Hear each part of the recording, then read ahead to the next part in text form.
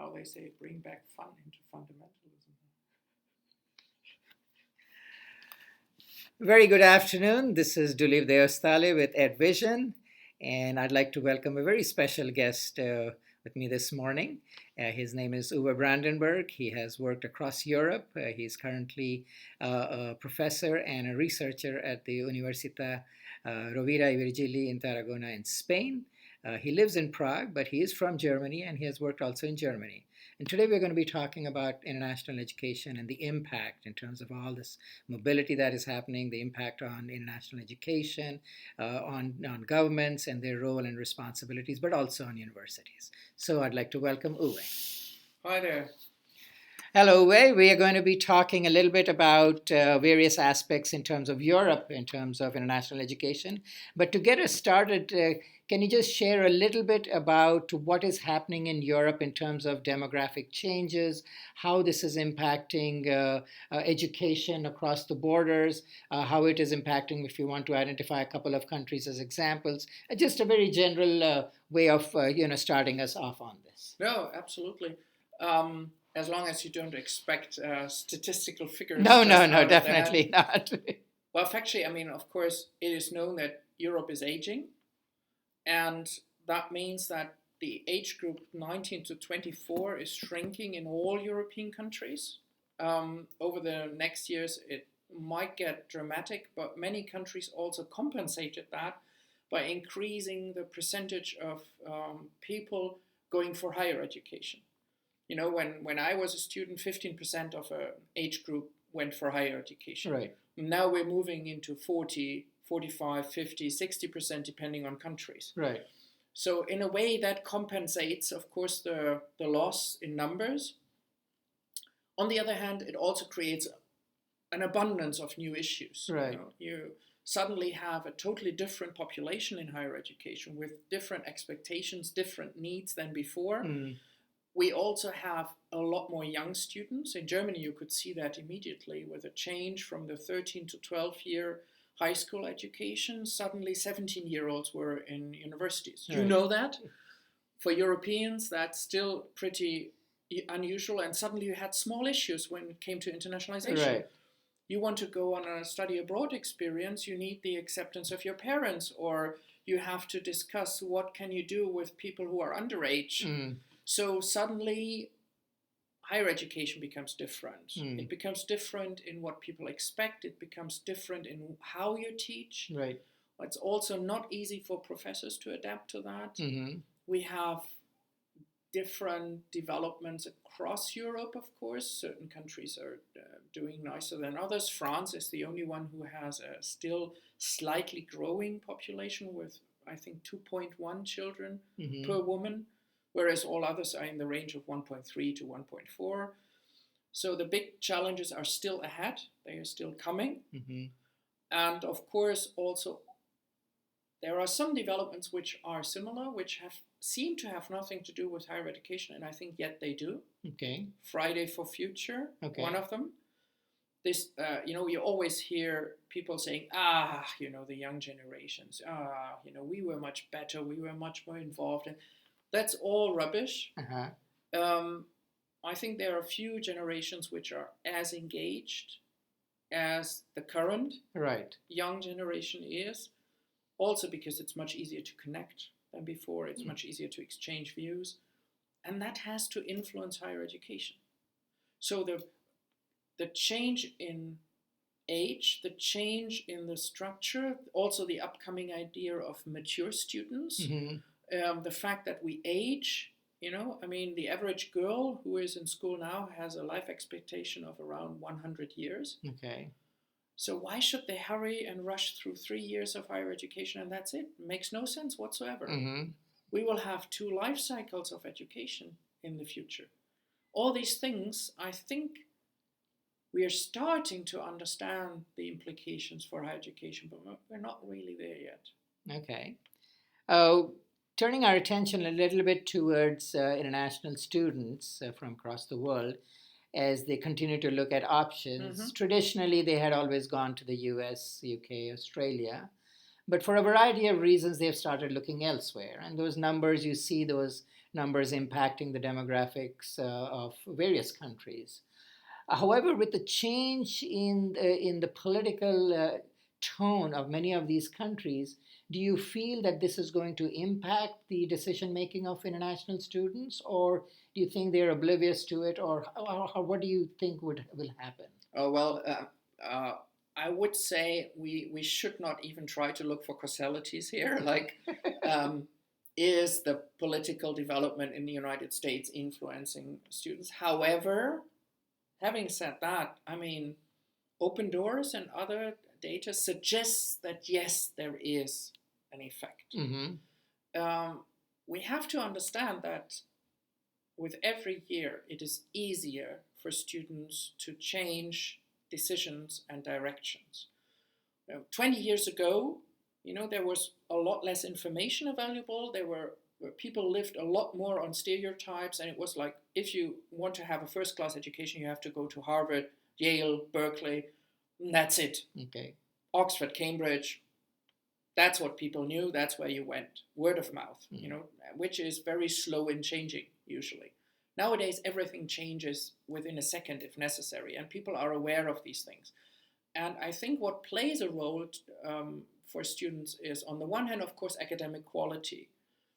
Difficult to measure, and we can complain about rankings as much as we want to. Still, that is one of the ways that students, and particularly parents, look Right. at this.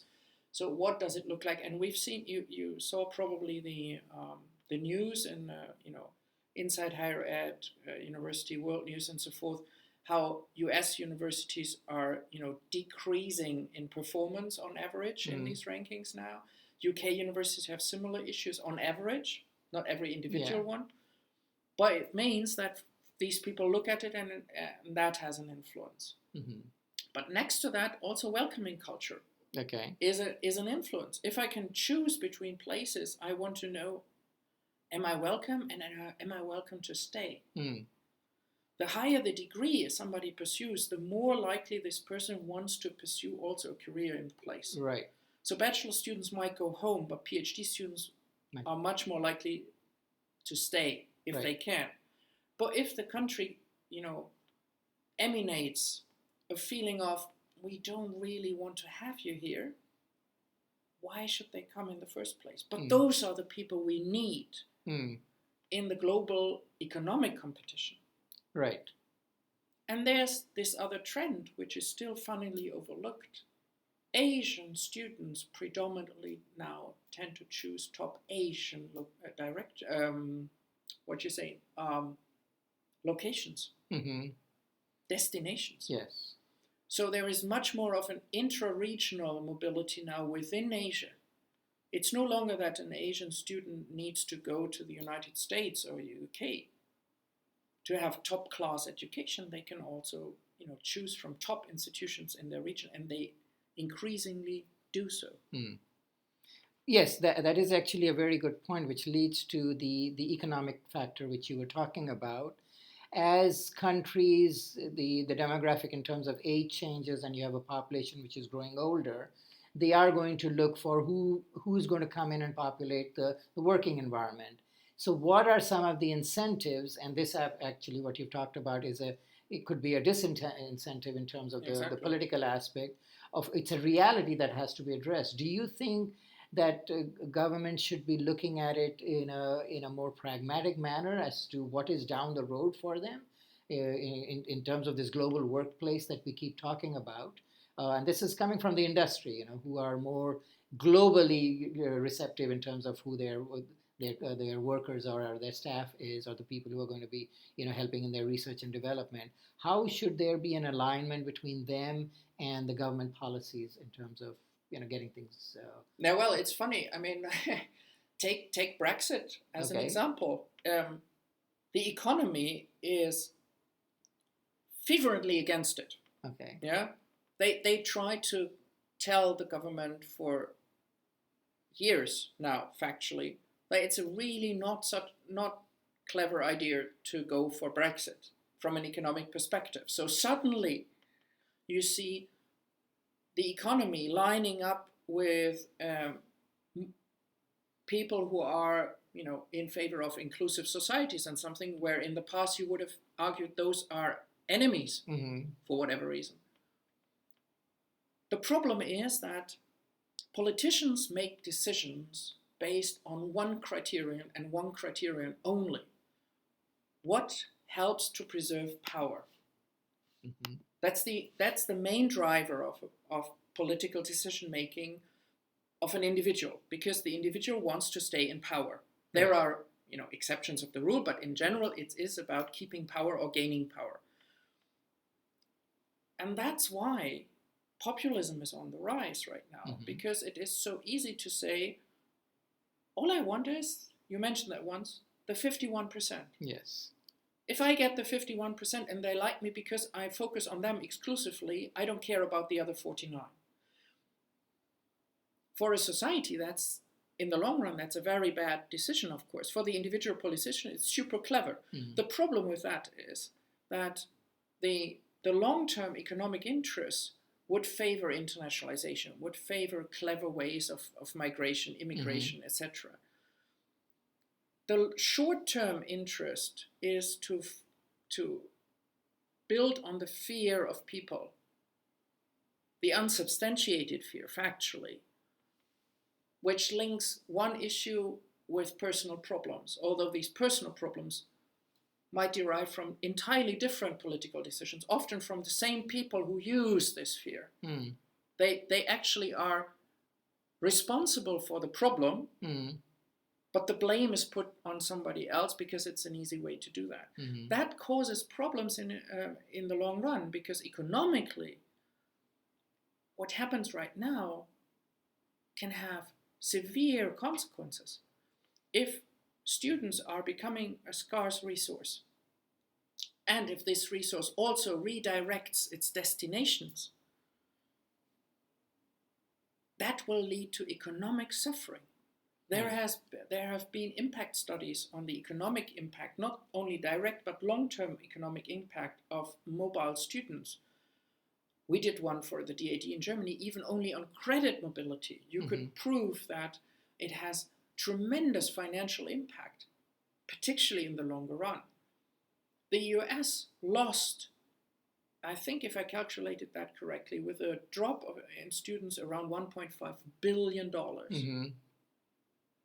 That's an awful lot of money to pay for a belief.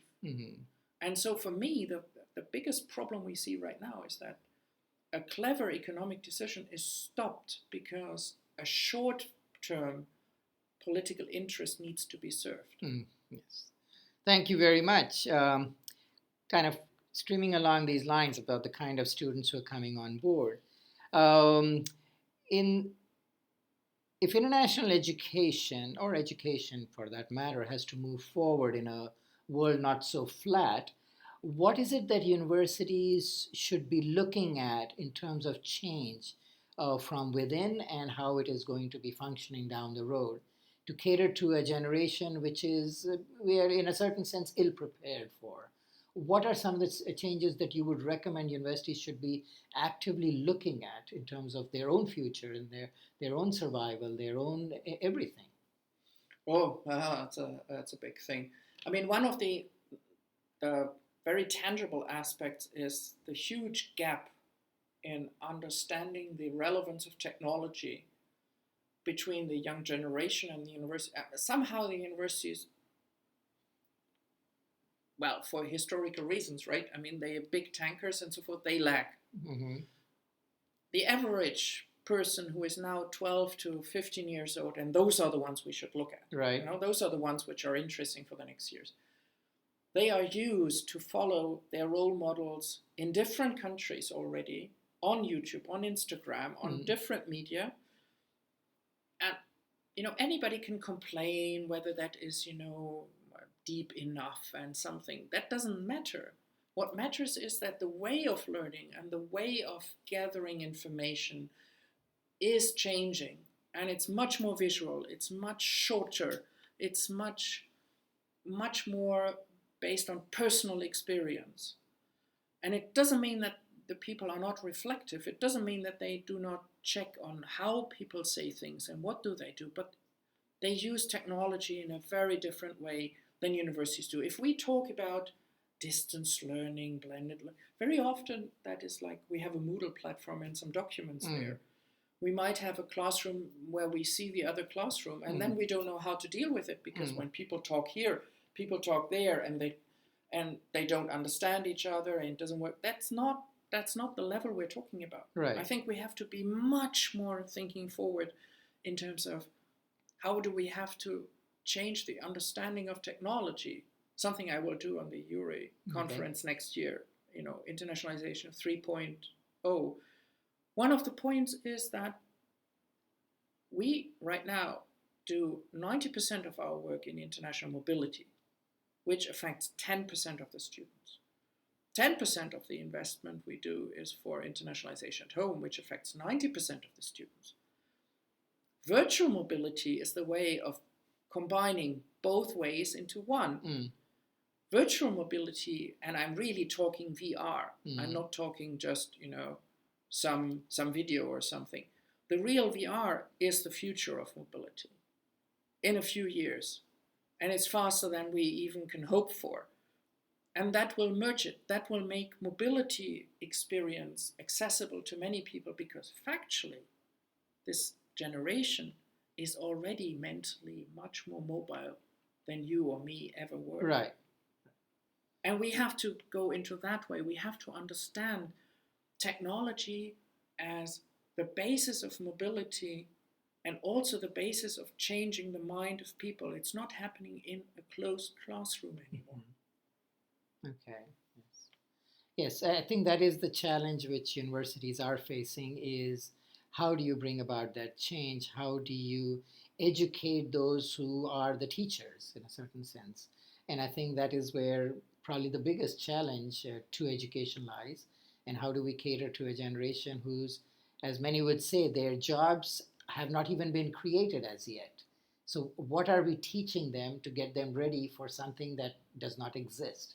So how do we look forward? How do we kind of jump forward and say 20 years down the road, this is what might be, and that's why we're gearing you up for that.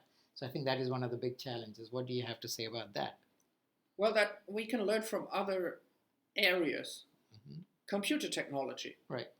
I mean, the average life cycle of innovation is 6 months. I always say, take phones. You could, in the past, define in what year a film was done, maybe by decades when you looked at the phones. Was it in the 30s or 40s? And even that was difficult. 50s, 60s, suddenly you had different dials than you had the time. Nowadays, you can say when a film was done, according to the smartphones, by 6 to 8 months. That's the innovation cycle we have only when it comes to phones. So the whole point is that we have a vastly increasing speed in that area, and these companies or these businesses have to deal with that already. Yeah. Okay. So they look at these things and they adapt, and they simply try and fail, trial and error, and do again and again. We can no longer expect that what we do lasts for ages. We have to have quicker innovation cycles.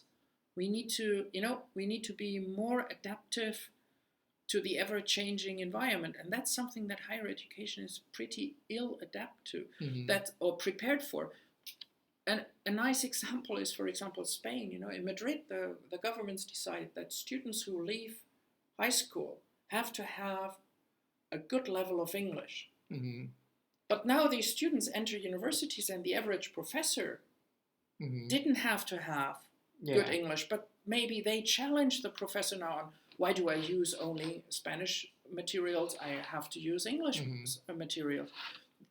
The changes that these people experience is something that we are very slow in adapting in the institution. So we have to learn from other economic areas where they have to be more innovative and quicker to learn how we can adapt our institution and think ahead. So, and one of the things is we have to be crazy. We have to think the unthinkable. We have to be able to think in ways that most people would say is absolutely off the trolley. Okay. But that's what is very difficult for people in higher education academia, yes, and in academia, because we like to do things based on evidence and knowledge, but we have to project. Mm-hmm. We have to go beyond, and we have to think the things that seem absolutely stupid, because some of them are not. And there's a very nice book which is called The Next 50 Years of Computing, mm-hmm. which is now also pretty dated already, a few years. But what one of the authors said is, whatever we envision is too small. Mm. The future is much crazier than we can possibly envision it to be. And the problem is that we have to make our tankers more able to change quickly. And I think we cannot do that if we just stay in our own field. We have to much more engage with other areas of economy, of society, which need to change quickly already. Right. Well, I think that has been wonderful talking to you, and I'd like to conclude with remarks. Yes, it is a challenge. I think universities by nature are slow in moving, slow in change. But you do see it in areas within universities who are responding to that, who have understood that this, for their own survival, for the what we provide, not just students but society, the role of education and academic institutions in society, there is a role to be played still down the road. So I think people are responding to that, but it will take time, and I think we do need more people to share those opinions. Well, there are great examples. Take Kiron University. Okay. The one in Germany, who was established basically to develop refugees into a resource rather than consider them a problem. Mm-hmm. And we have the individual institutions who are the crazy thinkers. But it's precisely the problem. Yes. That those are individual cases. And they even need time to be accepted in the general community often. But yes, of course we see development, and of course that's the nice side of academic worlds. It's all about questioning yourself constantly. Nobody in natural sciences would say what I know is true and forever. It's under constant change. That's what I say. Let us also in internationalization, let us learn from the areas in our own fields as well, mainly in natural sciences, that nothing is a given. Everything is under constant change, and that we have to appreciate disruption as basically the main mean for us to become better. Okay. All right.